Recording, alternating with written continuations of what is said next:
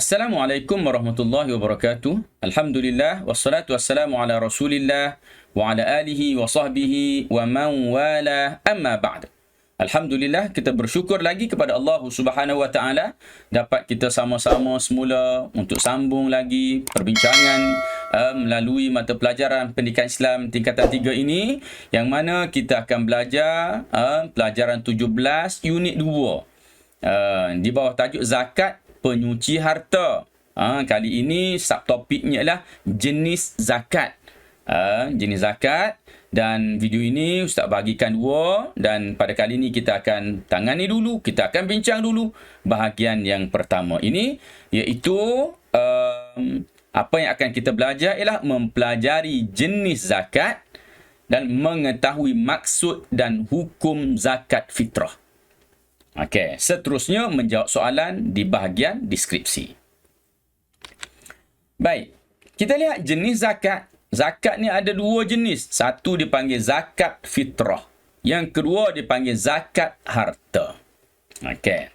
Zakat fitrah dan juga zakat harta. Kita lihat zakat fitrah. Zakat fitrah maksudnya adalah mengeluarkan harta tertentu bagi setiap orang yang mukallaf dan orang yang di bawah tanggungannya dengan syarat dan tempoh masa yang telah ditetapkan syarak. Maknanya, orang wajib keluarkan harta kerana apa? Kerana individu. Sebab tu dia panggil zakat fitrah. Kerana diri seorang itu atau orang yang di bawah tanggungannya. Ada tempoh masa dia, yang mana tempoh masa itu telah pun ditetapkan dalam agama kita. Yang kedua, hukumnya. Hukumnya adalah wajib apabila memenuhi syarat wajib zakat fitrah. Dia jadi wajib apabila memenuhi syarat wajib.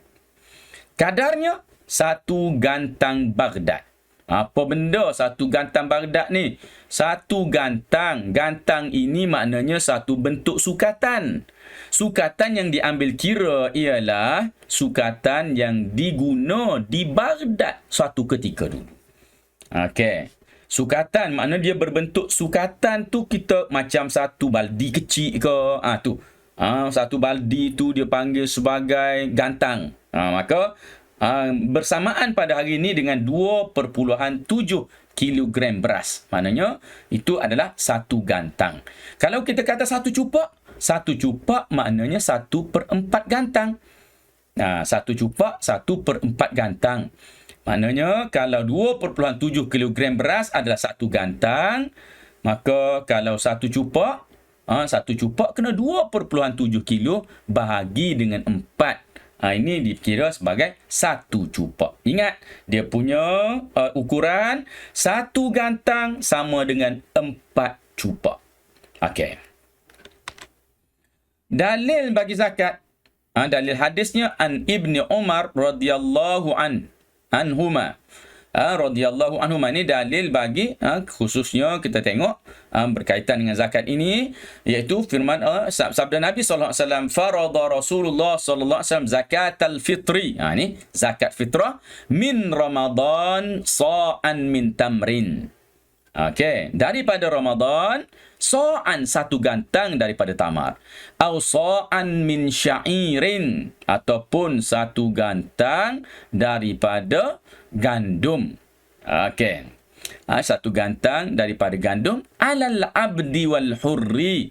Maknanya ia perlu dibayar sama ada orang itu hamba atau orang merdeka. Apa dia hamba? Iaitu orang yang kalau dulu orang kalah dalam peperangan, mereka ditawan dan dijadikan hamba. Mereka hidup dengan memberi khidmat kepada tuan dia, tak ada gaji, cuma diberi makan, diberi tempat tinggal, diberi tempat untuk duduk, begitu saja. Jadi tak ada gaji. Dia bukan orang gaji zaman hari ini. Hamba ini lebih bawah, lebih rendah lagi daripada orang gaji. Jadi ia menjadi wajib kepada sama ada hamba atau al-hur, orang merdeka. Wadzakari wal untha, begitu juga lelaki dan perempuan. Wassaghir wal kabir, kecil ke besar, tua ke, minal muslimin, dari kalangan orang Islam. Tak kira, semua itu merupakan orang yang target ataupun orang yang sememangnya akan dikenakan zakat kepada mereka. Jika mereka tergolong dalam kalangan orang-orang yang mampu. Baik, zakat, syarat wajib zakat fitrah. Tengok syarat nak mewajibkan seorang itu wajib keluarkan zakat fitrah. Macam mana? Pertama, Islam. Dengan makna kalau orang tu bukan Islam, tak wajiblah ambil zakat daripada dia. Yang kedua, hidup pada akhir bulan Ramadan dan awal bulan Syawal. Maknanya dia sempat hidup di akhir Ramadan dan dia masih hidup di awal Syawal. Kita buat andaian macam ni. Ada orang yang hidup, dia memang macam kita dah hidup sampai Ramadan. Tiba-tiba dia meninggal dunia pada pagi hari raya.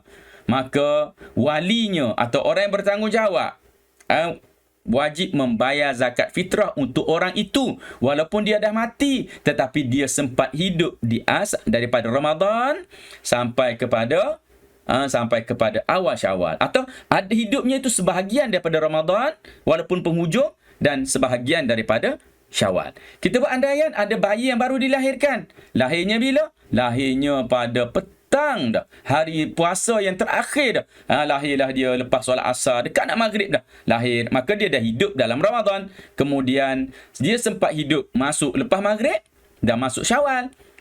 Lepas maghrib budak tu meninggal, maka bapaknya wajib bayar zakat fitrah untuk anak tadi. Kenapa? Kerana anak itu hidup bulan Ramadan dan dia hidup juga dalam bulan Syawal. Walaupun sedikit dan sedikit, maka dia dikira sebagai orang yang diwajibkan untuk dibayar zakat fitrah kepada mereka. Jadi kita huraikan sedikit lagi. Kalau orang tu meninggal dunia sebelum daripada masuk bulan Syawal, maka orang tu tak wajib kita bayar zakat fitrah untuk dia. Atau bayi itu dia lahir pada malam raya, dia tak hidup dalam bulan Ramadan, maka bayi itu juga tidak perlu dibayar zakat fitrah untuknya. Okey. Yang ketiga, mempunyai harta melebihi keperluan makan dan minum untuk diri dan tanggungannya pada malam dan siang hari Ramadan. Dia ni kalau tengok kepada tabungan yang dia ada lagi lebihan selepas untuk saraan makanan pada diri dia dan tanggungan dia bila pada malam dan siang hari raya. Tengok ada lebih lagi. Maka orang tu wajib bayar zakat fitrah. Kalau tengok tak ada dah, cukup untuk makan dah, maka tak wajiblah bayar zakat fitrah untuk mereka. Okey. Waktu mengeluarkan zakat fitrah. Okey, waktu kita ambil dulu waktu wajib selepas terbenam matahari pada hari terakhir Ramadan. Maknanya kalau orang tu tak bayar lagi zakat fitrah, dah masuk maghrib pada akhir Ramadan, maka dia wajib bayar dah masa tu. Dia wajib pergi bayar dah ketika itu. Kalau dia tak bayar lagi, maka kemungkinan dia akan berdosa. Okey, baik. Yang kedua, sunat. Sebelum solat sunat hari raya Aidilfitri. Sebelum solat sunat hari raya Aidilfitri. Maknanya, waktu sunatnya ialah sebelum solat sunat tu, dia bayar.